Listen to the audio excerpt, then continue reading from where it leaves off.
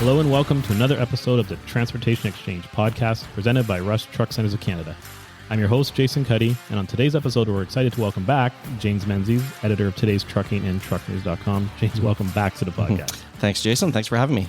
So we're going to do something a little bit different. We haven't done this before, but given what our conversation was at the start of this year, I thought it'd be kind of neat to reflect on halfway through 2022. What did we get right? What were we off on? And what surprised us? So it's a different take on what we normally do, but let's kind of dive into, what we talked about last time. And I think one of the key things that we're expecting to see right around this time was the new ELD mandate. And clearly that has changed. Yeah, a lot can happen in 6 months, right? Yeah, apparently. The ELD mandate was supposed to be enforced as of June. And for a variety of reasons, it's been pushed back yet again to January 2023. So there are some organizations that are quite relieved by that. They felt that they needed more time. They felt there weren't enough certified devices on the market. And then there are other organizations that thought that we just can't continue to defer this. Correct. And there are now a few dozen devices that are compliant. And the vast majority of fleets are already using a compliant device. But there are still probably a couple dozen more companies that are still in the process of getting their devices certified. The other issue is some of the technology that's needed for the handoff of the data from the ELD to the enforcement officers has yet to be developed. The technical standard is there, but they don't have the technology in place. So there's some enforcement issues as well that were behind this latest delay. They say it'll be the final delay, but I wouldn't put my money on it. Fair enough. Yeah, I know talking to a lot of carriers, it's a struggle because the guys who are up and compliant and running kind of want everyone else to be on the same playing field, and we expecting that to happen, and we're not there. Well, that's right. And the reason for the delays is in the United States, you were able to self-certify your device, and that led to about 700 ELDs being approved, and a lot of those companies have gone bankrupt. A lot of those companies had devices that weren't tamper-proof.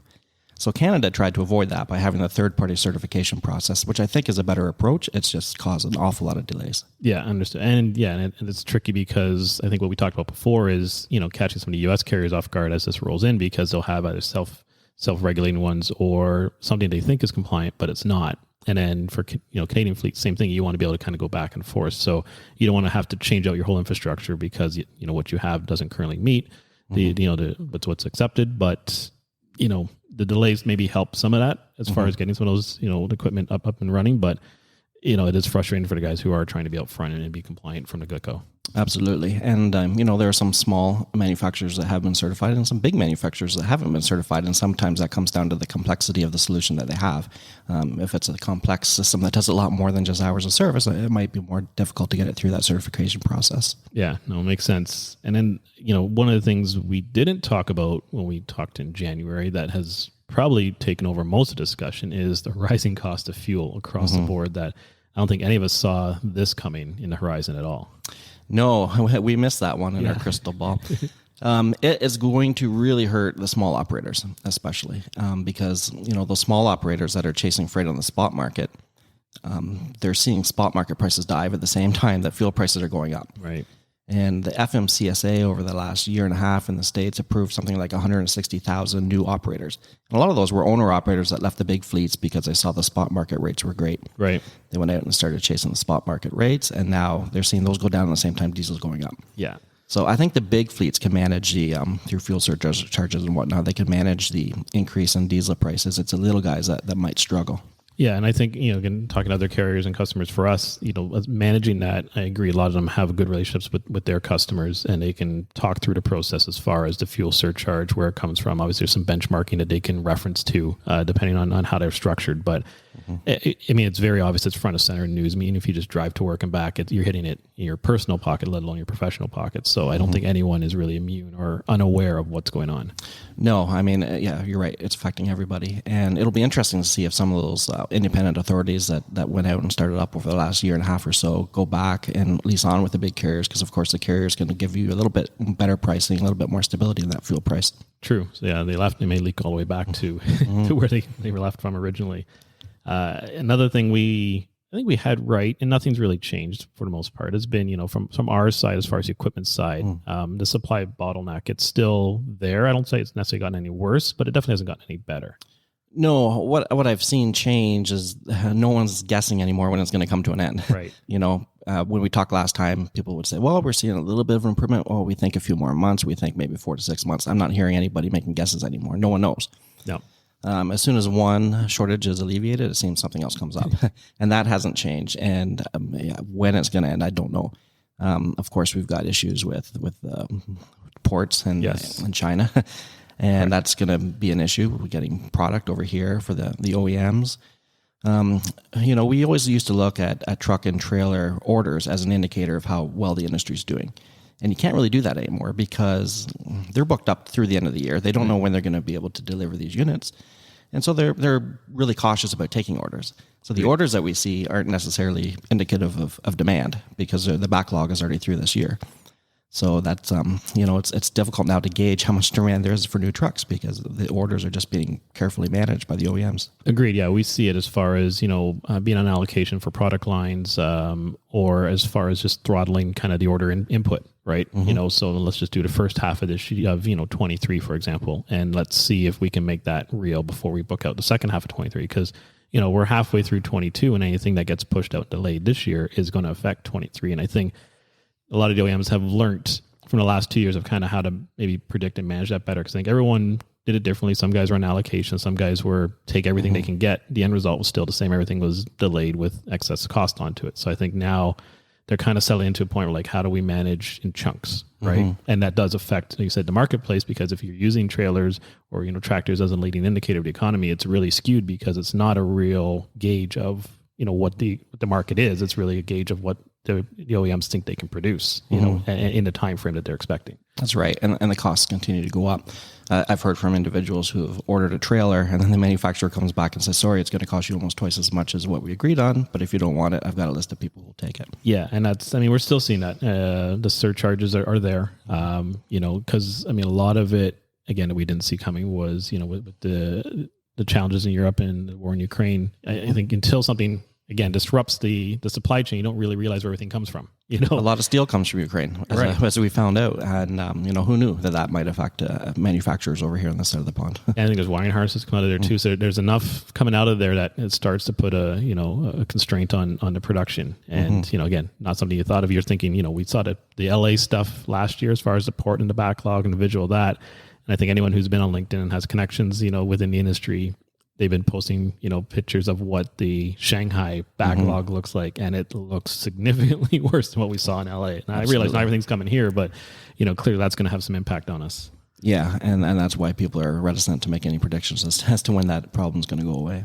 Yeah, no, I agree, and I think that's what we're seeing across the board. Is no one's really predicting out too much. It's try and get 6, 8, maybe 10 months in front of it, and hopefully that sticks. I know, say on our side, as we get, say, 3 to 4 months within production, it's pretty solid. It may move a week or two, but everything's kind of locked in. It's the stuff further out that gets drastically impacted as things get delayed.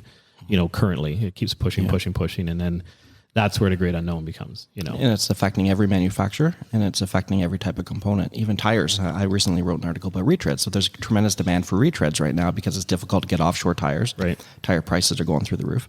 So fleets that are already retreading are trying to do it more so. And fleets that haven't taken a look at retreading are suddenly quite interested in it. Yeah, it makes sense. We see that from the OEM side at the factory. All of a sudden it's like you get a message, hey, this brand of tires we can't get.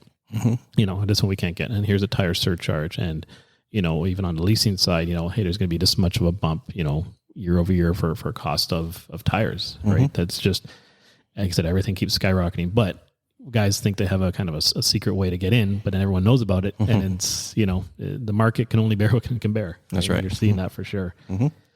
So we cut up at Truck World as well, which was nice to have it back. It was yes. After 4 years, and see some product out on the floor. But I think my take from it, walking around, was the amount of zero emission vehicles. Specifically, I guess here battery electric, but some other ones as well. But that seemed to be a very prominent theme across all the OEMs and definitely the show in general. Yeah, I think all the manufacturers had some kind of an electric vehicle there. And the amount of electric shunt trucks blew me away as well. Yeah. Terminal tractors there's all kinds of electric terminal tractors at the show. And I just returned from ACT Expo in Long Beach, California, and that was the talk of the town there as well. I think they had 8,500 attendees, and the last time they did an in-person event a couple of years ago was 5,000. Wild. So the interest in battery electric trucks and further out hydrogen fuel cells is definitely growing.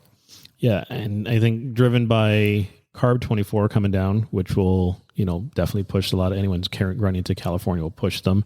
But just the technology that's involved in meeting those regulations over the next 7-8 years, the cost of the internal combustion engine is expected to rise significantly. So I think what fleets are starting to see is not so much that the electric technology is going to come down in price, but the cost of the internal combustion engine is going to start rising, and that gap becomes not as big. And then depending where you are, states or provinces that support it, the incentives you get may be enough to close that gap all of a sudden where it wasn't there 3-4 years ago. The North American Council for Freight Efficiency recently came out with a report saying that today it's viable to electrify all medium-duty trucks and cargo vans. Yeah. That might seem quite ambitious, but that's kind of that sweet spot application, isn't it? Where the trucks are back home charging every night. So. It is. I think we talked about that last time, and probably explains why you saw so many terminal tractor shunt trucks there, because they don't really leave the yard. They may go back and forth briefly, but they're really the ideal application for that. Almost like the forklift world, right? They're on site, they're on premise, they can opportunity charge during breaks and during lunches. So it makes sense. The only thing it doesn't give a lot of companies, especially the larger corporate companies who want to show the public that they are green, is you don't get the visibility per se as you would with a truck running down the street. But definitely the medium duty final mile trucks, I've seen it going some customer expos where they've done zero emission, and definitely the smaller panel vans and the medium duty trucks is their focus because of the range anxiety, but also just the ability to come back. And also just the capital cost isn't as large as a Class 8 truck. Right? So it's an easier one to get into for sure. Yeah. And since we last spoke, we've seen a couple Class 8 electric trucks come into Canada. Primarily in Quebec because they have some generous incentives there. They do. British Columbia has some good incentives. So I think those are the two provinces where we'll see it first. And it'll be a good indicator as to how viable they are when, especially in the wintertime. Yeah. And I think everyone's kind of waiting for that to see, how do they perform, definitely in the cold weather. And I think from the ACT, I think I was reading, one of the reports from that event was, it's the infrastructure part too, right? You got to be able to support, especially the Class 8 side, you got to be able to support it. But in order to support it, you kind of need some support somewhere to make sense of it. So it'll be interesting to watch as this grows. Like, when does the government kind of let loose some of the regulations? I guess more so in the States as far as being able to, third party supply power, outside of almost like a, fuel station, right? Like kind of the equivalent electric version of that. And I think once the regulations allow for that and there's money to be made for private companies to do it, then you can start getting investment into it, and then the thing will start to grow. But, we saw it with natural gas. It just, the infrastructure wasn't there to really support it. Yeah, and what we're seeing in Europe is the rival OEMs are working together to build out a public fueling network. Right. They're each covering the cost because they're all going to benefit from it. All their customers are going to benefit from it. So we might see that here as well.